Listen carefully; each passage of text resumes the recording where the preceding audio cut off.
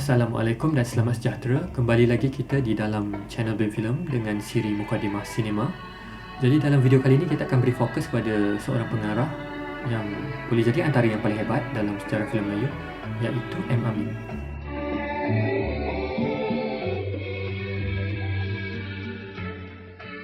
M. Amin ni, filem ni saya tak banyak tonton sewaktu kecil. Kalau yang saya tengok boleh jadi Ikan Emas, sebab ceritanya lebih kurang macam bawang putih, bawang merah, dan saya tak ingat saya tengok yang mana. Boleh jadi Ikan Emas sebab ada bahagian ikan tu digoreng. Selain tu yang lain saya hanya tengok sewaktu dewasa lah. M. Amin dilahirkan di Kuala Kangsar, Perak pada tahun 1924 dan meninggal dunia di usia 79 tahun pada tahun 2003. Dan sepanjang beliau menjadi seorang pembikin atau pengarah filem, beliau aktif ketika dari usia 38 tahun sehinggalah umur 60 tahun. Dan ini merentas 3 studio atau 2 studio dan 1 rumah penerbitan berbeza lah. Yang pertama tu sangat aktif dengan 27 buah filem sewaktu di Cathay Chris, Singapura. Kemudian beliau sekejap di hujung-hujung Merdeka Filem. Ada 3 filem bikinan beliau di situ, dan sebelum bersama Sabah Filem dengan 7 buah filem. Di mana kalau Hussein Hanif dan P. Ramlee sebagai pengarah, mereka juga sebagai penulis atau pencipta cerita tu. Dia ada satu ekspresi yang besar dari diri mereka. Jadi maknanya bila kita tengok filem-filem P. Ramlee dan Hussein Hanif, itu adalah ekspresi diri mereka dan cerita mereka. Walaupun dengan Hussein Hanif, Siput Sarawak kan ada ceritanya Mata Syaitan, Siput Sarawak menulis, dan Hussein Hanif ada Olah dan Ubah. Dan begitu juga dengan Ali Aziz punya Hang Jebat kalau tak silap. Maknanya walaupun teks tu oleh orang lain, tapi Hussein Hanif dia olah dan ubah kepada apa yang dia nak sampaikan lah. Tetapi berbeza dengan M. Amin. Beliau bertindak balas dengan siapa penulis, dan suara penulis itu juga terserlah di dalam filem-filem bikinan beliau. Jadi kat sini saya melihat M. Amin dia sedikit ada unsur pemboleh ubah tu. Maknanya beliau sebagai pengarah, beliau banyak bergaul dan setiap pergaulan tu membangkitkan suatu jenis filem yang berbeza. Dan untuk video ni juga, mungkin saya nak kongsikan yang bahawa saya akan cuma sentuh semua filem-filem M. Amin yang dibikin sewaktu di Cathay Chris. Dekat dalam Cathay Chris ni pun ada banyak ragamnya kalau kita lihat, sebab kita ada 27 filem dalam fasa Cathay Chris. Jadi filem pertama M. Amin, Lancang Kuning 1962. Tulisan M. Amin dengan kata bual oleh M. Amin dan Sharif Medan. Jadi kalau sebut Lancang Kuning, lancang tu maksudnya kapal. Ada satu hukuman dalam filem ni di mana kapal tu mahu digiliskan ke perut seorang wanita mengandung. Dan walaupun di awal tadi saya ada sebut yang M. Amin ni ialah meraihkan keamanan, tapi keamanan tak boleh ada atau menjadi ketara kalau tak ada lawannya lah, iaitu kekejaman atau keganasan. Dan saya rasa ini filem pertama M. Amin ni boleh jadi antara yang paling paparan paling ganas jugalah yang digambarkan. Sedikit sebanyak cerita dia macam Sultan Mahmud mangkat di Julang, maknanya watak suami kot yang dia kena dihantar ke luar negeri, tapi pulang-pulang je isterinya dihukum. Saya tak pasti betul ke ada zaman dulu orang menghukum sebegini, sebab ia betul-betul kejam. Jadi seterusnya kita ada filem kedua M. Amin, Cucu Datuk Merah 1963. Dua filem ni sebenarnya sangat-sangat macam klasik lah kalau kita sebut nama M. Amin. Dua filem ni memang disebut dan tak dinafikan, dua filem ni memang filem yang hebat lah. Maknanya Cucu Datuk Merah ni boleh jadi antara filem Melayu yang paling hebat. Terutama kalau dengan latar purba, ini memang confirm bagi saya Cucu Datuk Merah adalah filem yang klasik lah, paling hebat. Kadang-kadang ada orang sebut betapa Hussein Hanif banyak pengaruh Kurosawa, tapi bagi saya M. Amin pun ada dapat kesan yang sama. Bagaimana kamera merakam tu dia ada rasa Jepun sikit, di mana kalau dalam Lancang Kuning tadi, waktu Nordin Ahmad bila dia dapat tahu isterinya Latifah Omar kena hukum, waktu dia rage tu, dia marah, dia berjalan dengan kamera tracking, itu betul-betul rasa, bukan nak kata Jepun, tapi dia berasa macam international. Dia berasa macam tahap dunia, dia bukan tahap jadi itu yang antara scene yang saya tak boleh lupa lah, bila Nordin Ahmad marah dan berjalan dan kamera tu tracking, dan ada beberapa take dia ada jambangnya dengan jambang nipis, sebab lepas ni nanti Nordin Ahmad ada jambang yang lebih panjang dan tebal. Jadi kembali kepada Cucu Datuk Merah, perkara yang menarik tentang M. Amin ni, kalau kita bandingkan dengan Hussein Hanif atau P. Ramlee, M. Amin dia lebih supernatural. Maknanya dia ada semangat-semangat macam mistik atau spiritual atau sesuatu horror yang lebih tersembunyi gitu, macam tu. Maknanya macam mana kata, saya rasa boleh jadi ni ada kena dengan latar belakang juga kot, atau cara mereka dibesarkan mungkin. Dalam filem-filem P. Ramlee pun saya rasa tak ada banyak sangat unsur tahyul atau hantu ni. di mana ia selalu disnikelkan lah, macam Mambang tu dilawak-lawakkan. Maknanya P. Ramlee punya filem tak meyakini alam gaib, tapi M. Amin punya filem dia meyakini. Sebab nanti kita tengok balik Body of War ni, nanti banyak semangat-semangat akan muncul. Dan dalam Cucu Datu Merah, Lubuk Puaka ni lah. Dan Hussein Hanif lagi lah memang tak supernatural. Hussein Hanif sangat realis gitu. Maknanya berjejak dan membumi dan saintifik lah. M. Amin dia keluarkan melalui filemnya hal-hal yang gaib dan tak nampak ini. Jadi itu satu benda yang saya perasan lah. Jadi kita terus ke filem ketiga, Tajul Ashikin, 1963 juga. Penulis cerita oleh Burung Bayan. Jadi Burung Bayan ni saya rasa nama samaran. Kata bual dan lakon layar Ali Aziz dan M. Amin. Ini masih lagi Ali Aziz, tapi yang menariknya Ali Aziz yang bukan Cucu Datuk Merah, bukan Dang Anum, bukan Hang Jebat, bukan tragedi. Ia lebih berasa komedi. Dia macam badis punya adventure, macam Don Quixote. Nordin Ahmad anak raja dan Mak Sentul macam jester atau sesuatu, macam pelawak di raja yang sentiasa bersama dengan anak raja ni, Nordin Ahmad. Dan mereka nak bergaul dengan masyarakat sebab Nordin Ahmad atau anak raja dia tak boleh bergaul. Jadi satu hari ni Nordin Ahmad minta dari bapa dia, Sultan, untuk bergaul dengan masyarakat tapi menyamar. Jadi itu yang menariknya dia adventure ni. Dan saya tak pernah tengok filem ni. Jadi bila saya baru-baru ni saya tengok, saya memang betul-betul sangat suka filem ni. Saya rasa ini filem favourite. Dia masuk saya punya salah satu filem favourite, filem Melayu paling favourite lah. Sebab kalau Cucu Datu Merah memang dah favourite dah lama dan saya rasa reputasinya pun tinggi, ramai orang suka. Tapi Tajul Ashikin saya rasa ramai orang tak disebut-sebutkan. Macam kita boleh anggap macam underrated lah. Tapi kalau nak guna perkataan underrated ni, saya rasa ada lagi 9-10 underrated dalam Body of War Amin ni. Dan kita akan tengok satu-satu.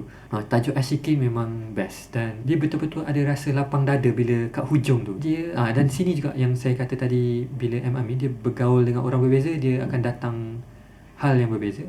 Di sini adanya sosok Mak Sentul. Dan bila ada Mak Sentul, dia akan ada booby trap. Dia ada kegilaan Mak Sentul tu. Dia ada tertanam dalam kolaborasi bersama M. Amin. Jadi ini bagi saya favourite lah. Saya memang sangat suka Tajul Ashikin.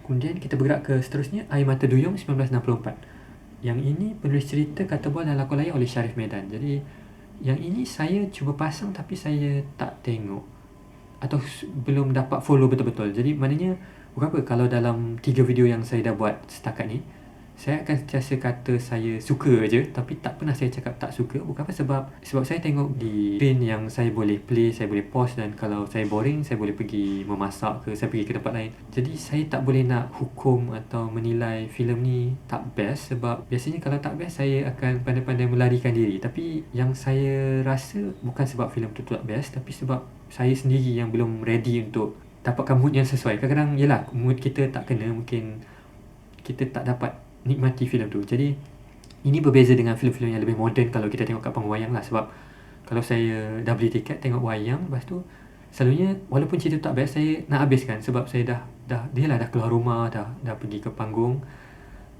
Jadi kat situ baru bagi saya, kalau saya berani cakap kalau filem ni tak best atau tak menarik. Sebab saya kena tengok lah sampai habis kalau filem tu di panggung. Tapi kalau filem yang jenis pasang-pasang sendiri ni, saya tak berani nak cakap best ke tak best. Sebab selalunya bila tak best tu saya hentikan dulu. Sebab saya rasa bukan masa yang betul. Jadi ini contohnya lah. Sebab ada beberapa lagi filem Amin yang engage dan saya akan cakap saya sangat suka. Dan ada yang bila tak suka tu saya akan terhenti atau hilang fokus, saya akan buat benda lain.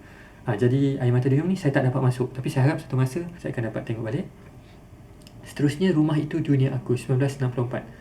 Ini dari novel. Ini dari novel dan ini kolaborasi pertama rasanya M. Amin dengan Hamzah. Jadi Hamzah Hussein seorang novelis. Beliau salah seorang yang terlibat dengan Asas 50. Masa itu seni untuk masyarakat. Kemudian beliau juga gerakkan seni untuk seni, kalau silap, lebih kurang lah, maknanya polemik tu. Hamzah Hussein ni, dia menariknya, dia punya watak-watak perempuan tu dia lain macam. Dia kuat semacam. Sebagai contoh, bila saya baca Perempuan Gusti, novela, watak lelaki ni dia dating dengan seorang ahli gusti wanita. Dan ada satu momen ni, lelaki ni pimpin tangan girlfriend dia tu lah, yang penggusti ni. Dan tiba-tiba dia rasa diri dia yang dipimpin. Jadi dia macam lawak macam, yelah, sebagai lelaki dia ada, selalunya ada machoism. Macam mana Hamzah Hussein main-mainkan dengan benda ni. Maknanya kelelakian itu apa, dia macam. Dan watak-watak wanita dia bersuara. Yang ini watak wanita bersuara ni oleh Hamzah Hussein, saya rasa ini yang benda paling kita kurang sekali, terutama zaman sekarang. Saya rasa dalam filem kita watak perempuan ni dia macam kosong, dia tak ada ada watak. Macam tu. Yang ini sebenarnya saya tak tengok lagi Rumah Itu Dunia Aku, dan novel pun saya tak baca. Jadi tak apa, nanti satu masa mungkin saya akan teroka filem ni. Terusnya filem ke-6, Panglima Besi 1964. Okey, yang ini penulis cerita, lakon layar dan kata bual oleh Nas Ajnas. Jadi Nas Ajnas ni dari Indonesia. Itu yang menariknya lagi sekali, saya akan katakan, di mana M. Amin bila bergaul dengan teks dari seorang penulis yang tak kurang hebatnya, dia nuansa tu dia dirasai dalam pembikinan filem tu. Maknanya M. Amin dia tak semudah-mudahnya macam rosakkan teks. Maknanya dia fahami teks dan dia terjemah dengan cara dia menjadi sebuah filem. Jadi kat sini saya rasa M. Amin boleh jadi antara pengarah yang paling sensitif dan paling hebat bagi saya, sebab atas faktor yang kecil ni lah. Maknanya dia tak memusnahkan atau mengubah atau merombak secara autokratik mungkin, seperti mana yang berlaku mungkin dalam yang lain-lain lah, dalam pengarah lain. Saya rasa pengarah lain lebih mengubah, dia macam ada kuasa besar lah. Kalau pengarah dia boleh ubah cerita tu, tapi M. Amin tak. M. Amin saya rasa dia hormat teks, dia fahami, kemudian dia sampaikan. Dan menariknya Panglima Besi ni, Nordin Ahmad dia betul-betul lakonannya lain macam, di mana ia mengingatkan saya kepada Toshiro Mifune dari filem Akira Kurosawa, di mana ia lebih animated. Dalam filem ni Nordin Ahmad ada jambang yang sangat tebal, dan dia tukang pandai besi, dia pandai buat besi lah, dia ahli besi. Dan dia menarik untuk tengok Nordin Ahmad dalam filem ni, sebab dia ini sekali lagi saya rasa ada pengaruh. Bila orang sebut pengaruh Kurosawa dekat Oceanif, sebenarnya M. Amin pun ada juga benda ni. Memang dia terapkan, dan bukan M. Amin, dalam kes ni mungkin lakonan Nordin Ahmad. Tak pernah saya tengok Nordin Ahmad berlakon animated macam ni, jadi dia menarik lah. Jadi dalam Panglima Besi ni, sebab teksnya ditulis oleh Nas Ajnas, dia sedikit sebanyak mengingatkan saya kepada Bayangan di Waktu Fajar oleh Usman Ismail. Di mana kalau dalam teks saya rasa, kalau Indonesia ini dia perjalanannya lebih perlahan-lahan, dan dalam masa sama juga ia mengingatkan saya kepada Roro Mendut, di mana dia ada permainan siluet. Dan menariknya Rosliah Timah dalam filem ni, dia ada protes kepada Malik Selamat, watak jahat ni, dan dia protes menggunakan sensuality. Dia macam Roro Mendut sikit. Dia ada menggunakan siluet tubuhnya, dia pergi mandi sungai, dan itu bagi saya dia menarik. Saya tak pernah tengok sesuatu yang sebegitu dalam filem Melayu.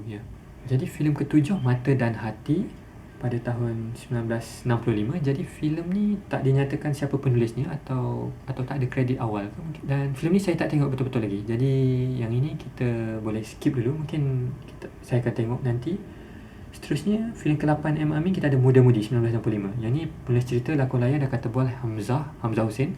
Ini salah satu filem kegemaran saya sebelum ni. Saya tak banyak tengok M. Amin, tapi Muda Mudi ni salah satu yang saya tengok dan saya betul-betul sangat suka, sebab ia tentang hubungan seorang ibu, lakonan Siput Sarawak, iaitu seorang superstar lah, maknanya film star. Anak perempuannya Rosliah Timah, seorang penyanyi atau musician lah. Dia star baru. Kalau kita buat tontonan back to back dengan Siniman Bujang Lapuk, menarik untuk kita tengok, sebab Muda Mudi ni dia filem sebegitu. Maknanya kita dapat tengok macam mana gaya hidup seorang artis ni datang syuting, dan dilemanya adalah Siput Sarawak dia dah jadi seorang film star yang dah tua, jadi dia tak sesuai dengan watak-watak yang muda, tapi dia masih nak pegang watak tu. Dan dalam masa sama dia cuba untuk push anak dia untuk masuk industri filem juga, tapi anak dia lebih nak jadi penyanyi.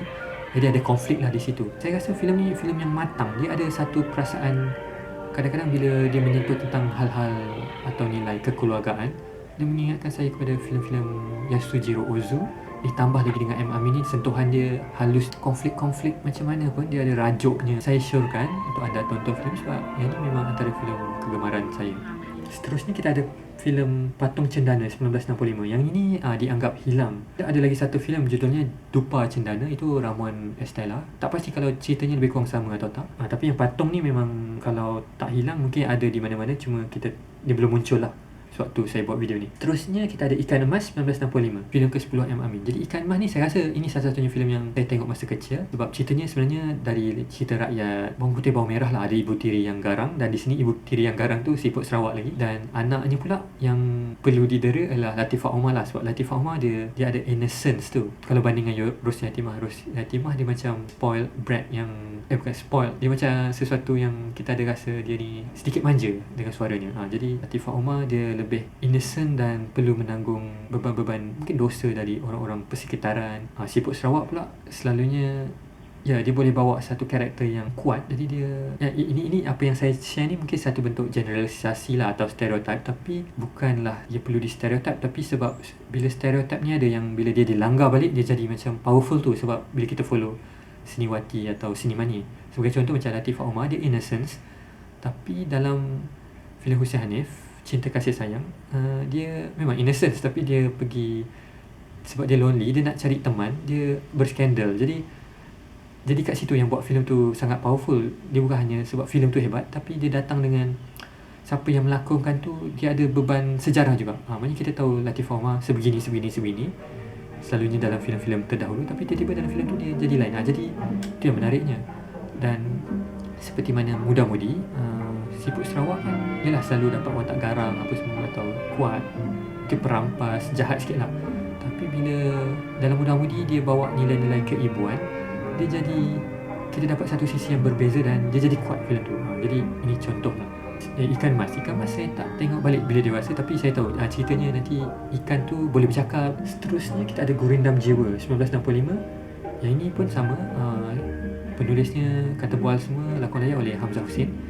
Ini filem ni saya rasa kalau tak silap filem purba yang dia filem berlatar purba tapi tak ada keganasan. Dia cuma ada kesengsaraan je dan duka nestapa. Dan bagi saya ini adalah filem dengan watak penulis yang paling diyakini lah, sebab saya pun penulis.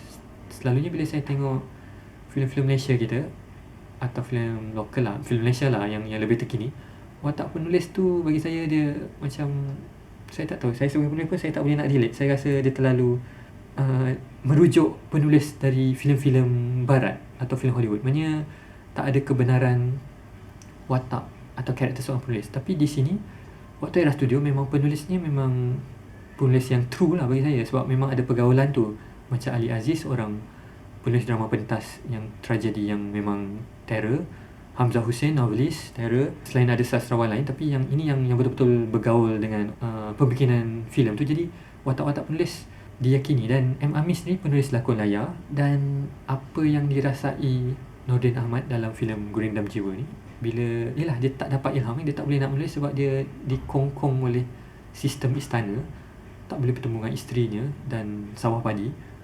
Dia betul-betul writer's block, atau satu blok tu macam jadi nyata. Dan walaupun filem ni secara visual tak ada keganasan tu seperti yang dipaparkan atau dinyatakan, tapi bagi saya filem ni sangat ganas sebab dia keganasan spiritual. Sebab watak penulis tu memang betul-betul sengsara. Walaupun saya sebenarnya rasa dia macam kurang inisiatif sikit. Dia macam terlalu berserah, atau dia macam tak ada bagi message ke untuk jumpa isteri dia. Dia tak ada usaha. Dia macam ataupun kita tak nampak kuat sangatlah usaha dia tu. Sebaliknya watak Latifah Umar ni yang lebih ada effort daripada kampung pergi cari suami dia di istana tu.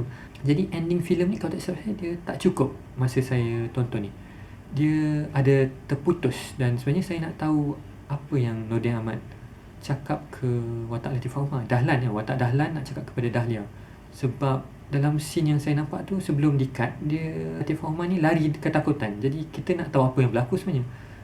Walaupun saya rasa memanglah ending ni boleh jadi happy ending lah, dia berbaikan, tapi kita nak tahu macam mana ia selesai. Tak dinafikan, saya rasa filem Gurindam Jiwa ni berhantu lah, sebab lagunya tu atau pantunnya tu memang betul-betul sedap. Maknanya bila saya sebut berhantu tu bukan ada hantu yang menakutkan, tapi dia meresap tu. Dia kadang-kadang kita dapat rasa sesuatu tanpa sedar keberadaan atau kewujudan sesuatu. Kita just macam tiba-tiba bulu roma meremang. Jadi yang saya maksudkan berhantu tu, itulah dia, perasaan tu. Maknanya ia sungguh sedap. Saya tak pasti macam mana. Ia sungguh indah lah lagu tu dan pantun tu. Dan dia penuh misteri juga, sebab kalau tidak bait last dia tu tentang nyawa di hujung kuku dan di atas tapak tangan kan. Dia macam sangat, apakah maksudnya? Dia ada satu perasaan yang digambarkan. Dia mungkin abstrak, tapi dia ada satu tentang kesengsaraan tu. Saya rasa ini memang macam antara filem yang memaparkan kesengsaraan paling mendalam lah, macam profound.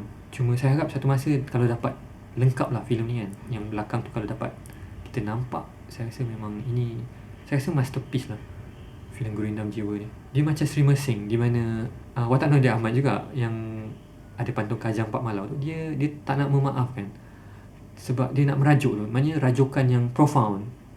sebagai, macam nak kata, kalau dalam hidup kita saya rasa tak patut kita merajuk macam tu, tapi dalam filem dia bukan sebagai contoh, cuma bila ia digambarkan secara ekstrim, kita akan dapat lihat dan mungkin kita rasa kita nampak benda tu sebagai iktibar lah kot. Maknanya ini rajukan sebegini boleh sampai ke begini, dan tak dinafikan juga dalam hidup kita memang ada orang yang jenis kuat merajuk macam tu. Itu dalam Sri Mersing, dan dalam konteks Gurindam Jiwa saya rasa memang ada je, memang orang akan ada tahap kesengsaraan dia. Bila terpisah tu rasa dia macam ni. Seterusnya kita ada Anak Dara 1966, filem ke-12. Ini pun oleh Hamzah lagi. Yang Anak Dara ni saya tak tengok betul-betul. Dan Anak Dara ni kalau tak silap, starting dia Mak Sentul menyanyi dan dia dalam keteskop. Maknanya ratio dia beza. Ratio dia yang panjang tu, dia lebar. Selalu orang kata cinematic lah bila orang tambah atas bawah apa black bar tu. Anak Dara ni dia di shoot sebegitu rupa. Anamorphic apa saya tak tahu apa teknologi waktu tu, tapi itu yang membezakan dia dengan filem-filem lain. Yang lain-lain semua academy, ratio academy. Dia macam square sikit. Yang ni saya tak tengok betul-betul. Kemudian kita ada 2x5. 2x5 oleh Hamzah juga. Yang ni komedi. Yang ni macam ada dua family yang duduk serumah, jual kain sebelah-sebelah. Dia macam kelakar juga, tapi cuma saya tak tonton betul-betul. Dan dalam ni ada Anita Sarawak berlakon. Kadang-kadang saya susah nak engage dengan filem yang terlalu menjerit. Macam wataknya menjerit-jerit. Bukan apa, sebab bila komedi menjerit-jerit, ia mengingatkan saya kepada filem-filem macam komedi zaman sekarang lah kan. Bila buat lawak terjerit-jerit tu, jadi saya kurang gemar. Seperti mana dalam filem Hussein Hanif jugalah, macam Gila Talak dan Masuk Angin Keluar Asap.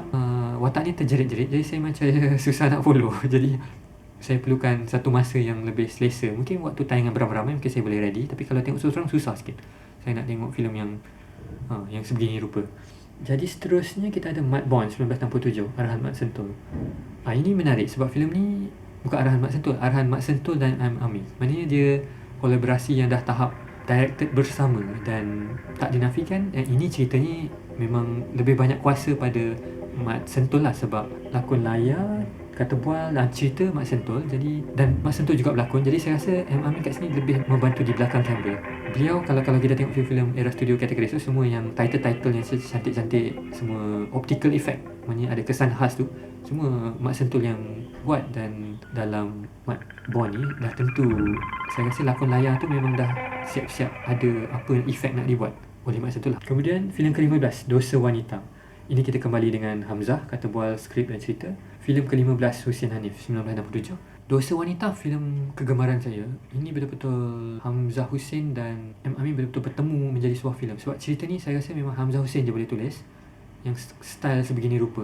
Dia watak wanita yang melacurkan diri. Dia sangat sastra. Ceritanya bergerak laju. Kita follow watak ni, dia punya kesusahan tu dari sini ke sini ke sini ke sini sampai menjadi tua. Saya rasa M. Amir ni hebatnya dekat ending lah. Dia tak simpelkan secara mudah. Terurai sewenang-wenangnya macam semua happy. Dia macam happy dan sakit tu ada. Dalam filem ni watak Fatimah Ahmad, seorang anak perempuan ni, dia kahwingan jelah, maknanya dia yang akan, dia macam bawang putih bawang merah, macam ikan mas, maknanya bukan ibu tiri tapi ibu mertua. Dalam filem ni ibu mertuanya lakonan Umi Kalso, bagi saya memang power lah. Dia tak terjerit-jerit, dia tak bingit, dia just satu sosok atau presence yang otokratik, dan bagi saya ia mengagumkan. Macam kata, saya suka filem ni, Dosa Wanita. Kemudian kita ada filem ke-16, Pop Muda 1968. Yang ini dianggap hilang juga, dan judulnya bagi saya sangat catchy, Pop Muda. Dan perlu saya kongsi kat sini sebab pergaulan M. Amir ni, dia ada bergaul juga dengan Mak Sentul. Mak Sentul ni kadang-kadang dia groovy sikit, dia macam ada adegan menari twist apa, dan anak-anak muda yang diambil berlakon tu, dia macam betul-betul menari. M. Amir ni bila dengan Mak Sentul, dia ada grooviness tu, dia ada gila-gila tu. Kemudian kalau dengan Ali Aziz dia lebih dramatik, lebih tragik. Dengan Hamzah dia lebih macam no-nonsense, dia cerita dia terus bergerak ke depan je, dan yelah kadang-kadang boleh jadi supernatural. Dia lebih pulpish. Kemudian kita ada Sri Kandi. Ini pun salah satu filem kegemaran saya. Saya tak sangka filem ni M. Amir direct filem macam ni, sebab Sri Kandi ni penulis ceritanya tak ada kredit, tapi arahannya M. Amir lah. Ini yang kadang-kadang ada orang kata M. Amir dia ada pengaruh dari Hong Kong. Ini filem ni macam ketara sebab memang semangat Wuxia, filem Wuxia. Kepada yang tak tahu, Wuxia ni dia filem pertahankan diri, action yang guna pedang-pedang tu, yang boleh terbang-terbang. Sebab kalau filem action dari Hong Kong atau China, dia kan ada dua wave. Wave pertama yang lebih old school adalah yang berlawan pedang terbang ni. Antara filem-filem kegemaran saya kalau dari era ini, Come Drink With Me, Dragon In dan juga Touch of Zen. Semua ni, tiga-tiga ni dari pengarah sama lah. Siapa namanya saya lupa. Dan Touch of Zen memang sangat spiritual lah. Macam dia perlawanan dah sampai melawan, sampai kita tak faham, sampai abstrak, tapi sangat indah, sangat cantik. Jadi itu kalau filem wuxia lah. Dan selepas wuxia dia datang kungfu pula. Kungfu lawan guna tangan, maknanya seni pertahanan diri yang lebih moden dan realis lah menurut era tu lah. Maknanya garisnya adalah orang yang kungfu ni dia akan anggap yang wuxia ni macam old school lah, macam tak realistik. Jadi selalunya yang lebih moden lebih realistik garapannya. Jadi kat situ ada dua wave filem pertahanan diri. Dan dalam filem Sri Kandi ni saya lihat, walaupun dia filem purba yang latar Melayu lah, tapi perlawanan dia style wuxia tu. Dia boleh ada aksi-aksi yang melompat-lompat yang mengagumkan. Bagi saya koreografi perlawanan yang nak kata hebat, sebab saya rasa filem kita rata-rata bila bergaduh koreografi tu macam lemah. Tapi untuk Sri Kandi saya kagum sebab dia inspired of yang wuxia tu. Jadi dia memang ada benda-benda tak make sense, tapi editing dia bagi saya kemas. Saya dapat follow je. Dan yang buat saya sangat suka Sri Kandi ni sebab watak-watak dia jelas. Dalam filem ni watak Sri Kandi ni Noni, ada Nordin Ahmad pada Nordin Ahmad, Malik Selamat saya suka dia jadi orang jahat dalam filem ni. Filem ni dia ada semangat, kalau kita masih kecil, komik-komik perwira, alam perwira, sesuatu macam tu, alam perwira yang berlawan-lawan, tapi yang itu yang jenis ada api-api atau kuasa yang luar biasa. Yang ni je wuxia lah. Maknanya dia macam alam perwira tapi lebih realistik macam tu, maknanya berlawan pedang, parang. Ini salah satu filem kegemaran saya. Dia pulpish dan boleh jadi trashy sedikit tapi fun. Kalau dalam video sebelum ni saya ada kongsi yang saya suka kalau filem trashy kan, Anita Dunia Ajaib dan Darakula, Arhan Mat Sentul. Yang Sri Kandi ni masuk dalam tiga ni. Dia macam satu rantaian di mana saya perasan pengarah Anita Dunia Ajaib, Omar Haji Muhammad Said, direct Anita Dunia Ajaib. Tetapi dalam Darakula beliau merupakan seorang penulis skrip, tapi direkturnya Mat Sentul. Dalam Sri Kandi pengarahnya M. Amin, tapi penjaga sambungan atau konti adalah Omar Haji Muhammad Said ni. Jadi sebenarnya saya tak tahu siapa Omar Haji Muhammad Said, tapi secara tak langsung dari tiga filem ni saya nampak beliau dari seorang penjaga konti jadi penulis skrip, kemudian direct filem beliau sendiri. Jadi tiga ni bagi saya kalau kita dapat buat retrospektif memang best lah. Maknanya dia trashy, dia fun, dia pulpish, dia tak masuk akal tapi dia seronok. Filem ke-18 Keris Emas 1969. Ini oleh Hamzah Hussein. Yang ni saya belum tengok lagi. Jadi kita mungkin boleh teruskan dengan filem ke-19 Sial Wanita 1969 juga, pun juga oleh Hamzah Hussein. Jadi direkturnya M. Amin. Yang ini saya tak tengok balik tapi saya tengok dulu. Saya ingat masa scene awal dia ada model bangunan atau kampung. Kemudian hujan lebat, ada orang kampung. Orang kampung ni yalah, dia menyalahkan bala yang menimpa kampung mereka itu terhadap seorang wanita ni lah. Maksudnya ada sial seorang wanita ni yang dilakukan oleh Saadia. Jadi yang ni saya kurang ingat balik sebab saya tak tengok balik. Jadi filem ke-20 Aku Mahu Hidup 1970. Yang ini cerita dalam kolai oleh Rajendra Gaur DC, kata buat oleh Hamzah Hussein. Yang ni saya tak tengok, mungkin saya akan tengok nanti. Jadi seterusnya 21 Puaka 1970. Ini oleh Hamzah. Dan kalau tak silap Puaka ni sebenarnya remake atau olahan semula Cucu Datuk Merah, tapi dengan latar moden. Jadi dekat 70-an ni juga, kalau yang saya perasan dia jadi kurang kualiti tu, bukan apa dia nak rasa murah dan kurang canggih. Sebab ceritanya pun kadang-kadang mereka dah makin macam kurang idea, dia dah diolah-olah balik je, mana di recycle. Tapi bukanlah recycle remake semata-mata, dia masih diberi sentuhan baru, tapi sentuhan baru tu yang buat dia macam kurang mengancam berbanding suatu yang first wave atau yang lebih awal tu. First touch atau sentuhan atau garapan yang lebih awal. Filem ke-22 Jahanam 1971 oleh lakon layar dan cerita oleh Alia Aziz. Jahanam ni memang dari Oedipus Rex yang macam saya dah cerita sebelum-sebelum ni. Memang teks ni banyak digunakan, Sophocles. Dan Ali Aziz sebenarnya sebagai penulis drama pentas, memang teater Greek tu memang asas lah kot, memang kena tahu. Cuma kat sini itulah, Ali Aziz bila yang filem awal-awal macam Dang Anom, Cucu Datuk Merah, Hang Jebat, mungkin juga garapan filem waktu tu memang canggih, dia betul-betul menjadi. Tapi Jahanam dia lain macam sikit sebab kostum-kostumnya nampak dipakaikan, kualiti produksi tu rasa seperti TV sikit. Jadi dia tak rasa kebesaran atau perasaan tragik yang epic tu. Jadi dia lebih nampak seperti drama atau seperti teater yang dirakam. Dia lebih ketara perasaan tu. Jadi yang ni Jahanam ni saya tengok dulu, lepas tu saya kurang gemar, lepas tu saya tak tengok balik. Tapi itu yang saya ingat lah. Saya rasa dia macam teater yang dirakam, di set macam tu. Jadi filem ke-23 M. Amin, Musim di Neraka 1971. Tulisan, lakon layar dan cerita oleh Hamzah Hussein. Jadi bila saya dengar judul ni, saya bayangkan ia filem berlatar moden, tapi rupanya ia filem purba dan berunsur angker atau seram atau horror. Hampir mendekati macam kalau dalam cerita-cerita kita ada apa? Tamar Jalis, siri bercakap dengan jin, atau Tok Awang Ngah berkelahi dengan setan. Sesuatu begitu. Maknanya dia cerita pasal nak lawan silat, tapi dia tak ada hantu. Dia cuma pasal nak cari harta karun, macam tu, harta yang tersembunyi. Gambarannya tu, kubur boleh terbuka, keluar orang berkafan, kemudian dia masuk ke tempat dia belajar bersilat tu, masuk ke alam gaib. Dia unik lah, dia sebab dia macam luar biasa filem ni. Saya rasa ia seronok kalau ditonton beramai-ramai. Menariknya, kalau macam dalam filem Panglima Besi, Nordin Ahmad tadi kan, saya ada cerita berjamah tebal dan animated macam filem Jepun. Dalam filem Semusim di Neraka ni, Saleh Melan, dia ada jambang, dia ada topi, dia animated. Satu image yang kuat dan lucu bagi saya. Jadi dengan seluar pendeknya, dia berlawan dengan dua pedang, dua parang. Jadi yang itu menarik. Jadi filem ke-24 M. Amin, Satu Titik di Garisan, pada tahun 1972. Yang ini lakon layar dan cerita oleh M. Amin. Jadi yang ni special sebab M. Amin hanya tulis ceritanya yang pertama tadi, Lancang Kuning, walaupun kata bual bersama Syarif Medan. Tapi itulah air tangan penulisan M. Amin yang paling ketara kita dapat lihat, di mana beliau menulis dan mengarah. Kemudian beliau banyak collaborate dengan orang, macam dengan Mat Sentul, dengan Hamzah Hussein terutamanya, kemudian dengan Ali Aziz. Jadi hinggalah kepada filem yang ke-24 ini, Satu Titik di Garisan, beliau tulis balik dan saya dapati perasaannya M. Amin ni melodrama. Sebab filem ni melodrama pasal seorang anak lelaki dan hubungannya dengan ibunya yang mencari ayah yang tiada. Yang berlakonnya watak anak lelaki ni Bat Latif. Kalau siapa yang tak tahu, Bat Latif ni, dia masa dia budak, dia selalu ke studio menuju Pak Galang yang betis tu. Maknanya saya rasa hampir semua budak lelaki rata-rata kalau yang berlakon suatu era studio Bat Latif.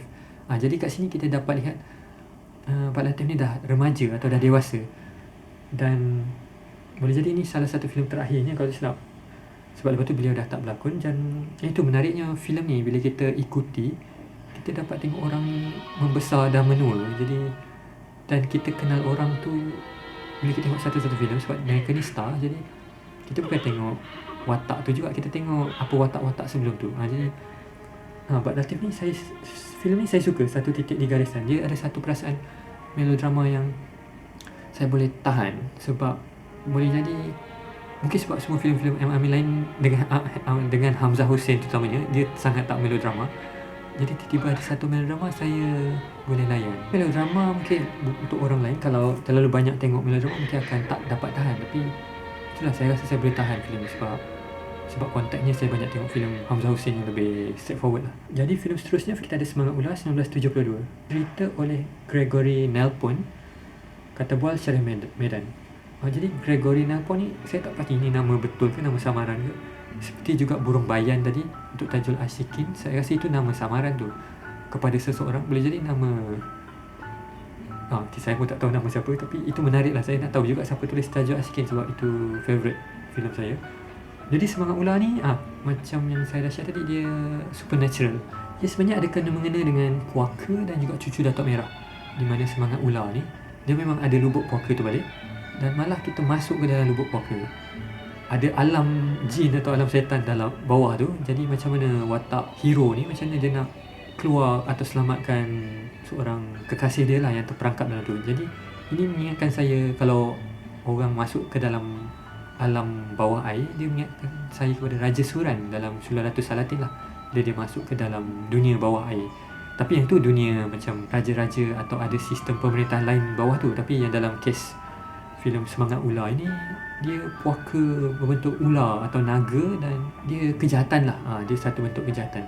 Semangat Ular ni yang saya rasa menarik sebab adegan awalnya adalah 19 minit Ustaz Fuad Ma'aruf dengan ada seorang pelakon kekasih dia ni, wanita ni, berjalan sambil bercakap di kampung dan di latar-latar kampung selama 19 minit. Maknanya ia mengingatkan saya kepada filem-filem yang jenis berjalan bercakap, macam Before Trilogy, Before Sunrise, Before Sunset, Before Midnight. Film-film Eric Romer ni berjalan je. Dan menariknya, tak Mustafa Ma'ruf ni dia nak minta izin dari kekasih dia untuk pergi ke kampung sebelah.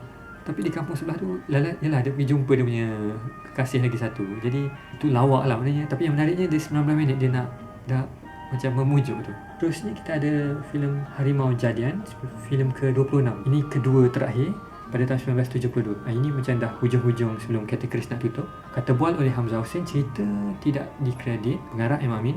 Filem ni menarik kalau kita kombokan dengan Sitora Harimau Jadian, kalau filem tu ditemui lah. Jadi Harimau Jadian tadi sebuah filem revenge lah, filem nak balas dendam. Jadi yelah, dia dah kena difitnah dan tak pasal-pasal yelah kena sebat birat sampai badan dia tu sendiri berbelang macam harimau. Nanti dia akan berguru untuk belajar jadi harimau jadian. Jadi kita dah sampai ke filem terakhir M. Amin, iaitu Hati Batu pada tahun 1973. Filem yang ke-27 daripada 37, ada 10 lagi selepas ini. Dan ketika ini usia M. Amin 49 tahun. Olahan cerita, lakon layar, kata bual, arahan oleh M. Amin. Jadi ini macam yang satu titik di garisan tadi yang saya katakan, bila M. Amin dia menulis dan mengarah, hasilnya melodrama, terutama yang dua ni lah, di mana bukan lagi pasal seorang anak. Yang ni dia tentang seorang atuk, lakonan Salih Melan dengan cucunya, dan dia sangat bencikan dia punya menantu, lakonan Latifah Omar.